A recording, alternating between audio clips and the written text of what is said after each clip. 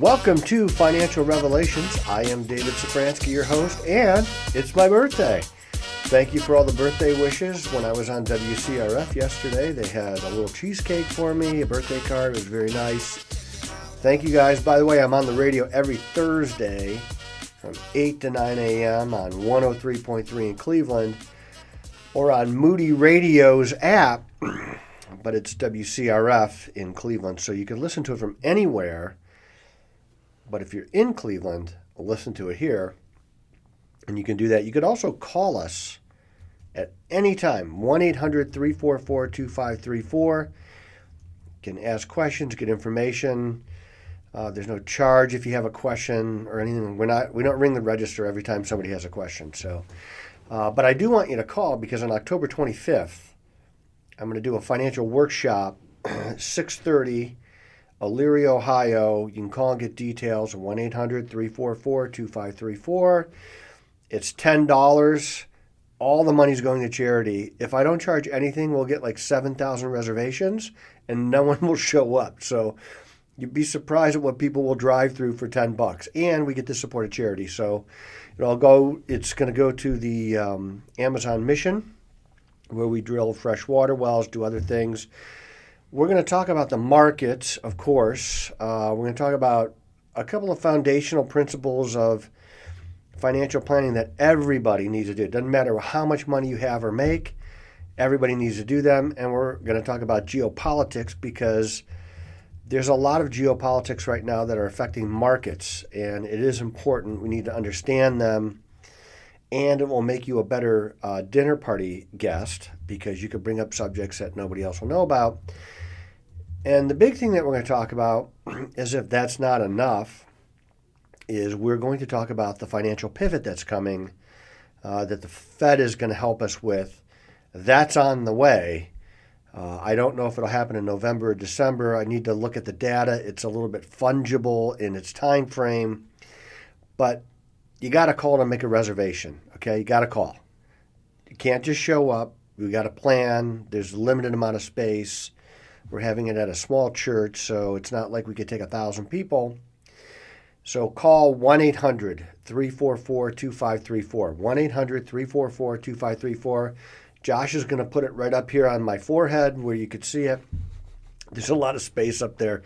I actually don't have a forehead. I have a 5-head. So anyway, and if you have questions about anything, financial, the workshop, or whatever, you can email Joshua@epsf.com. Joshua@epsf.com. In fact, we're going to read some questions today and answer them because I answered them to the sender. I'm not going to give their whole name, but probably more people have these questions. And so I love to answer questions from listeners because I've been doing radio since 1994. It seems like a long time. There's like 12 questions we answer. Really, there is. And I love doing it because there's a little bit of nuance with each one. Everybody's situation is a little bit different. But if you have the question, probably other people have the question. So I like when people email us and ask questions. I got to put on these glasses. I don't do it because I need it, but I know a lot of you guys do. And so I want to kind of like fit in with everybody. So the first question is from Steve. He says, "Hi, Dave. Love listening to your podcast every Thursday morning." Thank you for that. A question regarding an IRA. He changed jobs over a year ago, and he rolled over a 401k into a regular IRA with Fidelity. It's been sitting there not doing anything. He thought he was going to manage it himself, but no luck so far. And he was thinking about opening their version of a robo account at Fidelity. Do you think I should do that now while the market is down, or do you think it'll drop lower soon? Also, would you recommend a tax advantage account or a taxable account? It was one of my options for the robo account. Thanks in advance, Steve. Well, Steve, you really don't. We'll get the easy ones out of the way first. Taxable, non-taxable. If it's in an IRA, it's got to stay in the IRA or it's going to be 100% tax. So I don't want you to do that. Keep it in the tax-advantaged IRA, but their robo accounts at Fidelity cost a little bit of money, and you don't have to pay that at Fidelity. Fidelity is a great company, a storied company, great history at Fidelity. We use some of their funds and some of their ETFs here at the firm. So I like where your money's at. You don't really have to move it to a robo account. I think what I would do is I would pick a couple of really great funds that they have, indexes. I like their index funds. And you could, depending on how old you are and when you want the money back and what your risk tolerance is, will depend which indexes you pick. But they have a lot of great choices and they're inexpensive. So Fidelity is one of my favorite companies to use for that reason.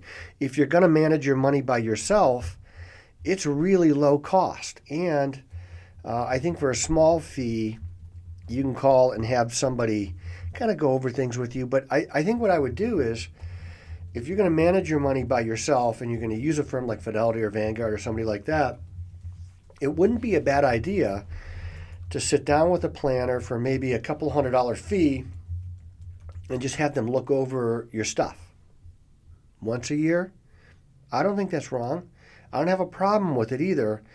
If you're in mutual funds or index funds, you don't really have to buy and sell a lot. You're paying somebody, that's what the fund is going to do. You're not really paying anybody to do that. Small fee to pay at Fidelity, but that's what the fund does. So you don't have to try and outguess them. And I like sticking with Fidelity in your taxable account. So hopefully that answers that. And this is from Robert. Just listened to your latest podcast and was quite alarmed to hear your prediction that President Biden would be impeached after the midterm election. Can you explain why that event will happen and what impeachable offense has he committed? And then he goes on to say, I must have mentioned that I believe that social media is a blight on society. He agrees, but also, as I said, the genie's out of the bottle. We can't eliminate it. No, we can't. That's true. We're not going to eliminate it. But why do I think that Joe Biden is going to be impeached after the midterms, assuming that the Republicans win the House? They don't need to win the Senate. I think they will, but that's a little bit closer. I have to go back to, there's this philosophy in politics regarding retribution, and the philosophy basically says, whatever you did to me, I'm going to do to you times two. And so the Republicans are not going to forget Donald Trump being impeached for a phone call with over Ukraine. They're not going to forget that. They're not going to forget how their president was dragged through the mud in the media and politically and all the other things. And so they're going to probably impeach Joe Biden twice. I think it's going to happen twice. Now, it may only happen once. As far as impeachable offenses go, I think that you could look at the withdrawal from Afghanistan as one. But, actually what I think is worse. Now, maybe not worse, but worse for the country. The people died in Afghanistan when that happened. A lot of things worked out really poorly. We left $80 billion of weapons and cash there for our enemies. Not really a great situation. Could have been done a whole lot different. It wasn't. I don't know why. We may never know why. But I think something that's hurting us and the world even more is what the Biden administration has done to the energy complex in America. We had a lot of leverage through our energy production when Joe Biden came into office, and we gave away that leverage on day one. So we give away that leverage, and now the Saudi Arabians have flexed their muscle and said, we're going to cut production too by 2 million barrels.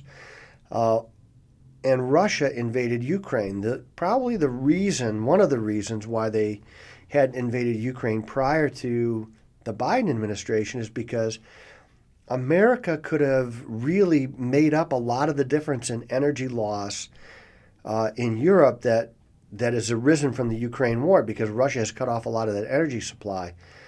We can't do that now. That leverage really kept the world safe. And I think what's happening now is that on the world stage, people used to say, well, the other world leaders don't like America. I don't really care if they like us. I care if they're afraid of us. I want the world's despots to be afraid that we're coming over there and we're going to flex muscle on you. And when they're not afraid of that, things like this happen, like Ukraine and other things. North Korea's blasting off missiles. Iran. We're trying to do a deal with Iran, who is one of Saudi Arabia's arch enemies. So we're basically going to their enemy to do a deal to get them about $8 billion. And they're not going to use that money on infrastructure. They're going to use that money to create unrest all over the place. And Saudi Arabia is one of those places. And we have a lot of, I don't think any relationship in the Middle East is ever forever, but we have a lot of long-standing security relationships over there that are in jeopardy right now because of how we're addressing energy around the world, especially in the United States. It's very, very dangerous. And nobody's afraid of us right now. And that's also very dangerous for the world. And when Donald Trump was president, whether you loved him or hated him, I understand he was a difficult personality. But people knew that we would come after you if you stepped out of line. We missiled an Iranian general who was in Afghanistan at the time, setting up attacks on our troops. And that's what they should expect to happen. Now, they don't. So that's why I think he's going to get impeached. And yes, social media is a blight on society.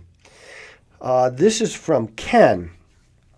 I enjoy listening to you on WCRF and watching you on Financial Revelations on YouTube. Thank you, Ken. A previous employer is terminating their retirement plan I have with them, and there are two choices concerning his retirement plan. He can take a lump sum, roll it into a traditional IRA or other eligible retirement plan, or let the plan purchase an annuity contract from an insurance company. And I'm going to go full stop, slow your roll, pump the brakes on that one. As you know, I'm not a huge fan of annuities. I understand that they have their place, and in some places they work really good, and they're the perfect product for somebody. But what happened was the insurance companies realized that they could make a lot of money off of annuities, so they came out with products that look like they appeal to everybody. But really, they're very niche products. So I want you to think of an annuity as a niche product. And most people are going to overpay and get underdelivered in an annuity. So what I'd like you to do is take that lump sum and you transfer it over to your IRA. All right. So now it's a tax-free transaction. There's no penalties. You're taking it out of one retirement plan and you're putting it into another retirement plan.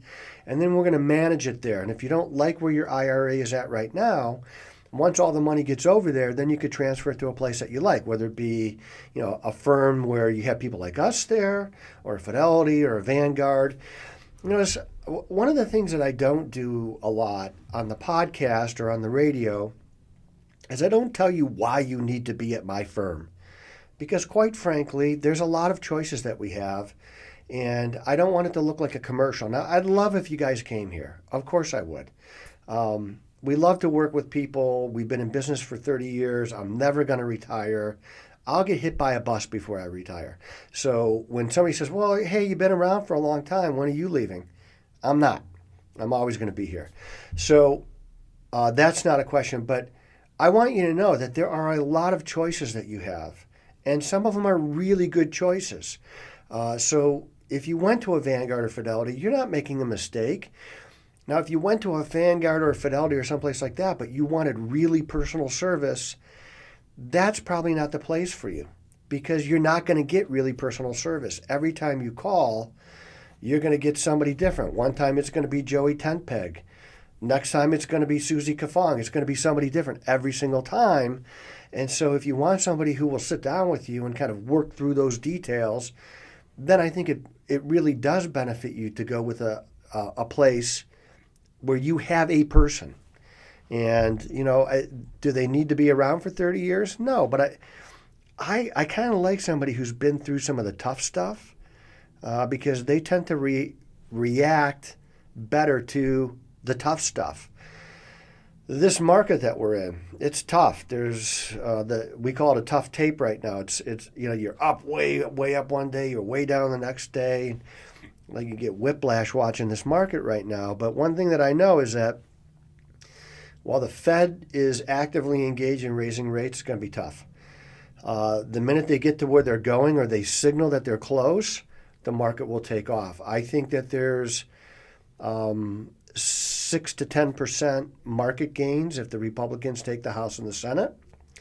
I think there's probably 6 to 12% market gains when the Fed says, hey, we're pretty comfortable with where we're at right now. And then, because then the market can say, well, now we can discount things and say, well, here's who's going to do well, who's not going to do well. Here's what the housing market's going to do. So the unknowns are tough. Even when the knowns that we have we don't like, we can plan for them, and the markets can move off of that. So remember, you could always call us, email Josh. I want you to come to the workshop. I want to meet people, shake hands. We'll have some coffee. Look, if we got to be there till 11:30 at night answering questions, I'd love to do it because I love that interaction, and I love to be with people who want to do better in their finances. They want to grow. They just want to, maybe at some point in time, you'll be teaching people at church how to manage their money. We've had that happen before too. I love that. I love seeing that. It's a great success story. I am David Safransky. This is Financial Revelations. It is my birthday, and I love you guys. I'll see you next week.